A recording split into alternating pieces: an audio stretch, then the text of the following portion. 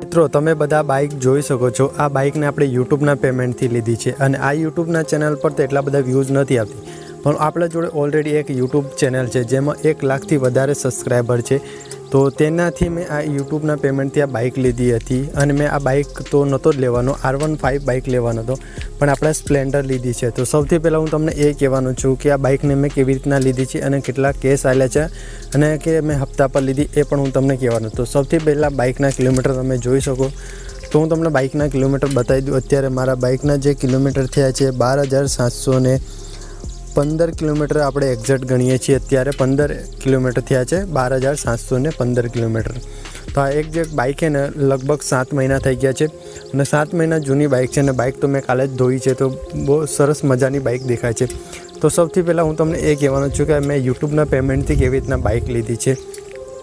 તો મારી એક યુટ્યુબ ચેનલ હતી જે શોર્ટ ચેનલ હતી। શોર્ટ ચેનલની અંદર 1 લાખથી પણ વધારે સબસ્ક્રાઈબર હતા અને એ ચેનલને આપણે અત્યારે સેલ કરી દીધી છે અને સેલ કર્યા પછી એનું જે પેમેન્ટ આવ્યું હતું લગભગ મેં 30,000ની અંદર સેલ કરી હતી અને ત્યાર પછી આપણે એ બાઇકના જે પૈસા આવ્યા હતા ને એ પૈસા વેચ્યા હતા, એના પૈસાથી આવ્યા હતા અને તેનું ડાઉન પેમેન્ટ ભર્યું હતું 30,000 અને બાકીની આપણે લોન કરાવી હતી અને જે લોન કરાવ્યા પછી જે હપ્તો આવતો હતો 4,000નો હપ્તો આવે છે એની આપણે એમઆઈ કરાવી હતી, લગભગ 73,000ની એમઆઈ કરાવી હતી અને જે આ બાઇકની ઓન રોડ પ્રાઇસ હતી 88,800 ને કંઈક ઉપર હતા, મને એક્ઝેક્ટ નથી ખબર પણ એટલી હતા અને આપણે એનું લોન કરાવ્યું હતું અને અત્યારે 1 વર્ષ થઈ ગયું છે અને 2 વર્ષની લોન હતી અને 2 વર્ષના લોનના અંદર મારો હપ્તો આવે છે 350 રૂપિયાનો હપ્તો આવે છે અને હપ્તો તો હવે અત્યારે 1 જ વર્ષનો રહે છે અને જલ્દીથી આપણી બાઇક પણ ફ્રી થઈ જશે અને ત્યાર પછી આપણે એક નવી બાઇક લેવાના છે અને નવી બાઇક તો આપણે કેશ પેમેન્ટના અંદર લેવાના છે।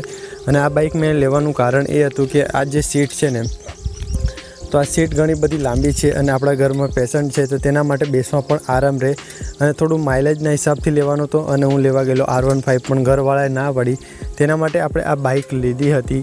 અને આ બાઇક તમને કેવી પસંદ થઈ અને તમારી જોડે કઈ બાઇક છે એ બી તમે કોમેન્ટ બોક્સમાં લખીને જરૂરથી જણાવજો। તો તમને વિડીયોની અંદર કંઈ બી જાણવા મળ્યું હોય તો વિડીયોને એક લાઇક અને ચેનલને સબસ્ક્રાઈબ કરીને જરૂરથી જવું। તો નવા વિડીયોમાં મળીએ તો ત્યાં સુધી તમને બધાને રામ રામ।